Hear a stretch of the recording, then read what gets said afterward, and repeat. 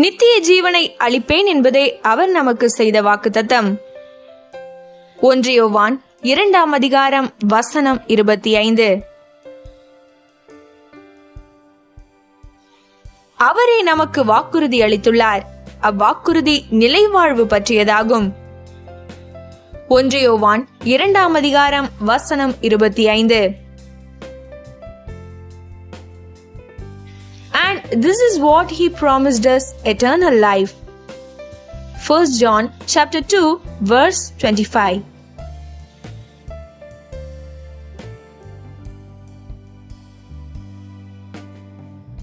கிறிஸ்துவுக்குள் பிரியமானவர்களே, புதிய ஏற்பாட்டு சபைகளுக்கு இயேசுவானவர் சொன்ன வாக்குத்தத்தம் இதுவே. யோவான் 6ஆவது அதிகாரம் 40வது வசனம் மற்றும் 47வது வசனமும் இப்படியாக சொல்லுகிறது: குமாரனை கண்டு அவரிடத்தில் விசுவாசமாயிருக்கிறவன் எவனோ அவன் நித்திய ஜீவனை அடைவதும் நான் அவனை கடைசி நாளில் எழுப்புவதும் என்னை அனுப்பினவருடைய சித்தமாயிருக்கிறது என்றார். என்னிடத்தில் விசுவாசமாயிருக்கிறவனுக்கு நித்திய ஜீவன் உண்டென்று மெய்யாகவே மெய்யாகவே உங்களுக்கு சொல்லுகிறேன். இந்த வாக்குத்தத்தம் புதிய ஏற்பாட்டு சபைகளுக்கு வருடத்திற்கு ஒரு முறை மாற்றி மாற்றி கொடுக்கிற வாக்குத்தத்தம் அல்ல.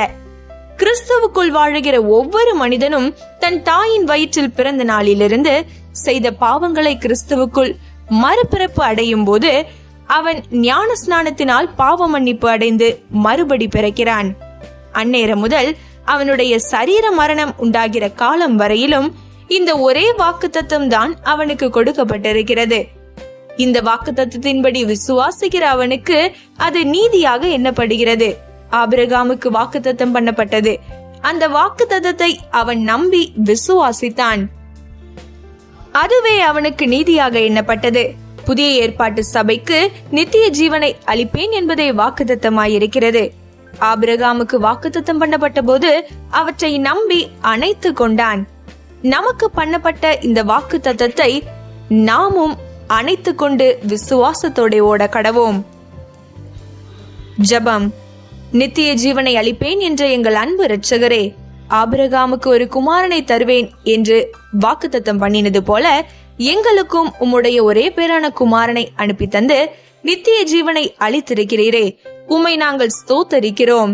இந்த புதிய ஆண்டில் வாக்குத்தத்தத்தை எதிர்பார்த்து காத்து கொண்டிருக்கிற ஒவ்வொரு ஆத்துமாக்களுக்கும் இந்த ஆண்டு மட்டுமல்ல, எந்த ஆண்டும் இதுவே வாக்குத்தத்தமாய் அமைவதாக. ஆமேன்.